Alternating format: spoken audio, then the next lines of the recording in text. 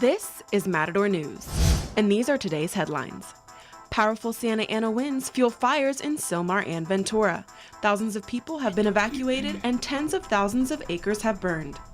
The Los Angeles Fire Department and ABC7 are teaming up to collect thousands of toys for less fortunate children this holiday season. Hello and welcome to Matador News. I'm Morgan Ball. And I'm Marissa Martinez. Los Angeles County Fire Department is battling a more than 4,000-acre brush fire that broke out this morning in Sylmar. Santa Ana winds are pushing the fire near Little Tujunga Road. It's threatening homes near the now closed 210 freeway. Several neighborhoods are under evacuation orders. Students from 2 elementary schools have been moved to a high school in San Fernando. Also, the fast-moving wind-fueled Thomas fire in Ventura County has burned close to 50,000 acres. So far, 27,000 people have been told to evacuate, and about 150 structures have been destroyed. My advice is if they suggest that you evacuate, evacuate. Get your animals, get your things, and leave. One person killed in a traffic accident on a road that was closed due to the fire. Evacuation shelters are open at Ventura County Fairgrounds and Nordhoff High School. Over 260,000 customers in Ventura and Santa Barbara counties are now without power. Fire officials say fire is 0% contained. It's pretty late in the year for fires to be burning. Matador News reporter Erika Villalvazo has more on what's causing them and their effects.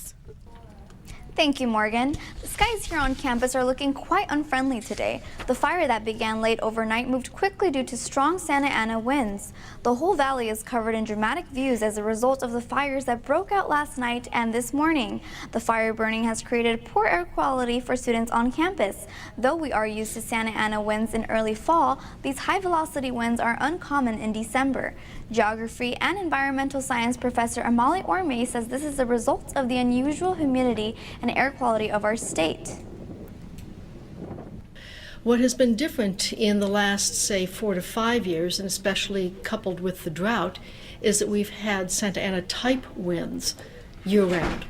And this means that there's a buildup of high pressure over the Great Basin, which includes states of Utah, Nevada, parts of Arizona, of course, eastern California. What's even more unusual for it being December is that these are very high velocity winds. And we're looking at winds right now in the basin here of 40 to 50 to 60 miles per hour. Professor Orme also says global warming could be a factor. Back to you, Morgan. Democratic Congressman John Conyers has stepped down from his seat in Congress over sexual harassment allegations. Conyers announced on a radio show in Detroit saying he is endorsing his son to replace him in Congress. I am retiring today, and I want everyone to know how much I appreciate the support. Conyers was feeling pressure, who was being investigated by the House Ethics Committee into multiple allegations that he had sexually harassed women who worked with him. The United States Supreme Court made a decision last night to allow the Trump administration to enforce its most recent travel ban.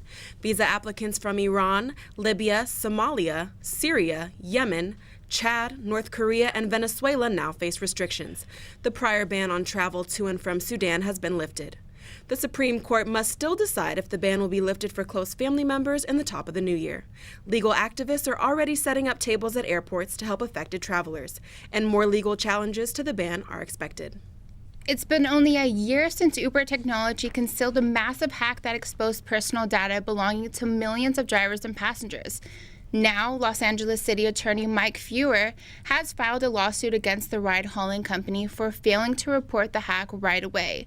Uber officials didn't reveal the incident until last month. The hackers stole names, cell phone numbers, and email addresses over 57 million riders. Uber CEO Travis Kalanick unexpectedly stepped down in June. Uber officials issued a statement response to the data breach saying they take this matter very seriously and are happy to answer any questions. The Supreme Court and cake are two things that aren't usually heard in the same sentence, but one baker's refusal to make a wedding cake may have changed that. Colorado baker Jack Phillips, who owns Masterpiece Cake Shop, refused to make a wedding cake for same-sex couple David Mullins and Charlie Craig. Phillips argued that he believes marriage should be between a man and woman. the government is forcing me to choose between providing for my family and my employees and violating my relationship with God. That is not freedom. That is not tolerance. The couple feels the baker's refusal is an act of discrimination. The couple also thinks ruling in favor of the baker may open the door for other businesses to reject services to certain groups of people based on their religious beliefs. The freedom of religion is protected under the First Amendment, so some speculate that ruling in favor of the couple would be a violation of the baker's First Amendment rights.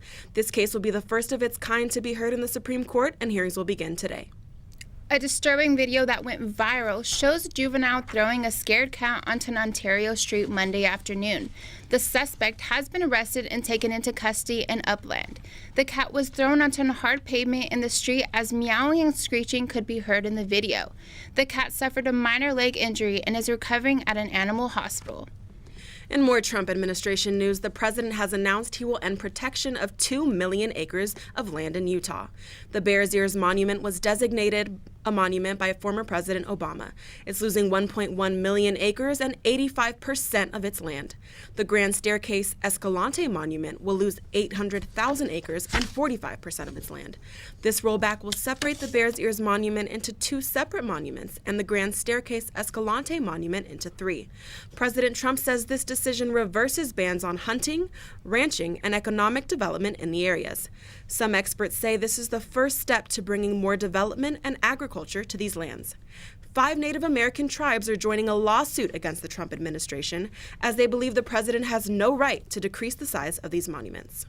Now let's hear from Sun Lee with the latest in business and news. Thank you, Marissa. Facebook is coming for your children. The social media giant launched a new version of its Messenger chat app yesterday designed for children ages 6 to 12. Messenger Kids doesn't require a Facebook account. Federal law bans users under the age of 13 from signing up for Facebook. Instead, parents are able to manage the app from their Facebook account, controlling which friends and family members the child is able to contact. Facebook say the app is free to download, but it's only available on iOS for now. The company also says it's being cautious in not making the app come up as exploitative because there's no ads in the app.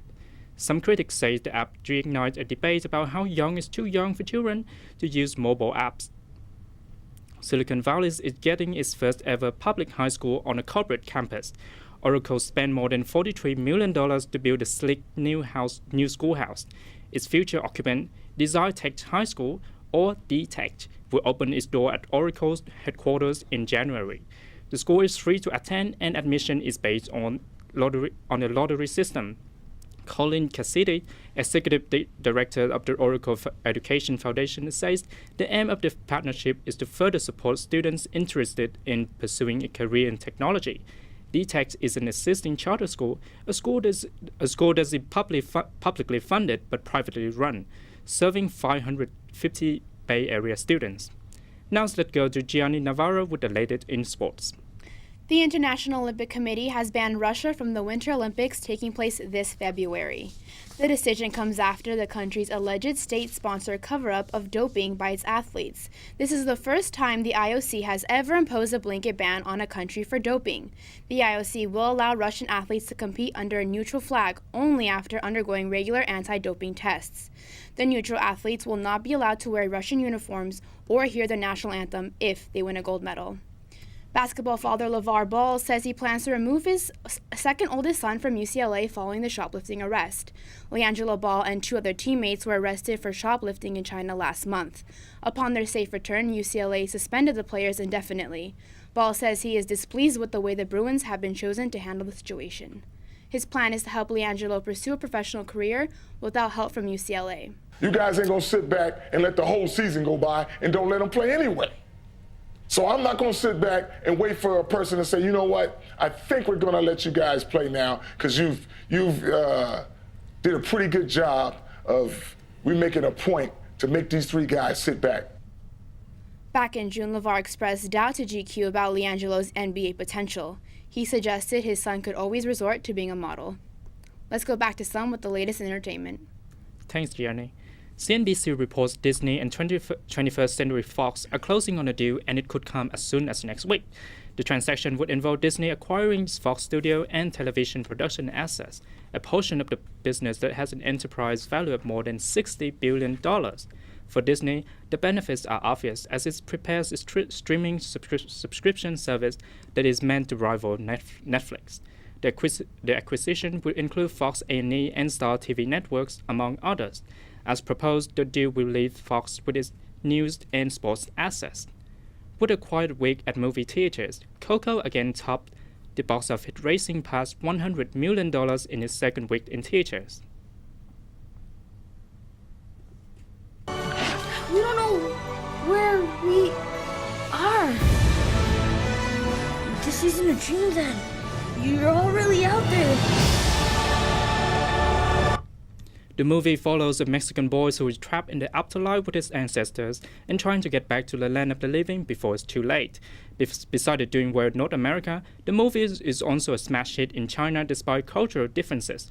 The presence of supernatural ghosts and goblins in cartoons are usually frowned upon in Chinese culture. Netflix star Danny Masterson has been fired as multiple rape allegations come out against the actor. Netflix and the producer of The Ranch have already written him out of the show. Masterson co-starred on the comedies as Ashton Kutcher's brother. Yesterday was his last day on the show, and production will resume in early 2018 without him. Masterson will still appear in the second half of Season 2, which starts on December 15. Let's go back to Jiani with the latest in health. Los Angeles has opened a hygiene center on Skid Row providing showers and toilet facilities to help fight the outbreak of hepatitis A. Located in downtown Los Angeles, the 50-block region is home to about 2,000 homeless people. Over the years, the city would install bathrooms and then have to haul them away after they started being used for drug use and prostitution. A report in June showed only 9 public restrooms were available in the Skid Row neighborhood. The Skid Row Community Refresh Spot will eventually be open 24 hours a day, backed by security and staffed by community members. A new study shows smokers are 7 times more likely to use marijuana daily. According to the study recently published in the American Journal of Public Health, smoking cigarettes and the daily use of cannabis is strongly linked in the U.S. Daily marijuana use became especially common among young people between the ages of 12 and 17. Young smokers are 50 times more likely to use cannabis day in and day out. Researchers found smokers, former smokers, and non-smokers in the U.S. are showing increasing rates of daily cannabis use. Marijuana continues to be the most commonly used illegal drug by 22 million Americans. TGIF Fridays is partnering with the plant-based company Beyond Meats to bring more variety to its burger bar. Customers can enjoy the vegan burger in almost 500 TGIF Fridays locations. Since its launch in May 2016, the Beyond Burger has become the company's most successful product. Beyond Meat's CEO, Ethan Brown, says their products are so good, there's no reason to consider it a sacrifice, and no one will be able to taste the difference. CSUN students might be stressed out about finals coming up, but many are looking forward to CrunchTime. Matador News reporter Kimberly Arenas has more on the story. Thank you, Jiani. Final season is finally upon us, and the USU is hosting its annual CrunchTime event to help students relieve stress. We talked to CSUN students about the event, and many think it's beneficial for mental health. I think it's really good that they're doing this, that they're trying to take care of their students and their well-being, because I know that there's a lot of times where kids during this time, or students or anything during this time, they feel very stressed out and they can't do it and overwhelmed over it. So I feel like it's very good that they're trying to take care of their mental well-being and helping them out. Yeah, because it'll really help them get their mind off of the finals and just help release stress.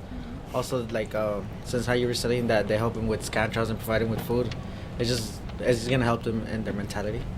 CrunchTime is this week and next, Monday through Thursday, from 11 in the morning to 1 in the afternoon in the Seoul Center and in the East Conference Center. We really are just offering a space for students that we can help them get ready for finals, because we know it's a stressful time.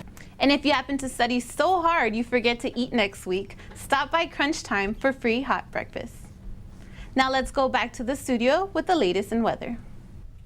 This weather is blowing us away. Winds range from 25 to 40 miles per an hour, and the skies are smoky and partly cloudy. Make sure to take precautions when going outside because the smoke-filled air can be hazardous. Temperatures will be in the upper 60s and 70s. Los Angeles County firefighters are teaming up with ABC7 to make the holiday season a little brighter. This year marks the 25th anniversary of the Spark of Love toy drive, where more than 10 million toys have been collected for underserved children and teens. The first 2 Stuff-A-Bus events took place on Friday at the Westfield Topanga Mall in Canoga Park and Los Cerritos Center in Cerritos. You can be a part of this holiday tradition by donating a new unwrapped toy or piece of sports equipment at the Stuff-A-Bus events in Ontario on December 8th or Anaheim on December 15th. If you can't make it to those locations, you can drop off a new unwrapped toy or piece of sports equipment to any local fire station. The drive serves children and teens in Los Angeles, San Bernardino, Orange, Ventura, and Riverside counties. That's all the news for today. I'm Jiani Navarro. I'm Morgan Ball. I'm Marissa Martinez. And I'm Sylmar. Happy holidays and thank you for watching Matador News.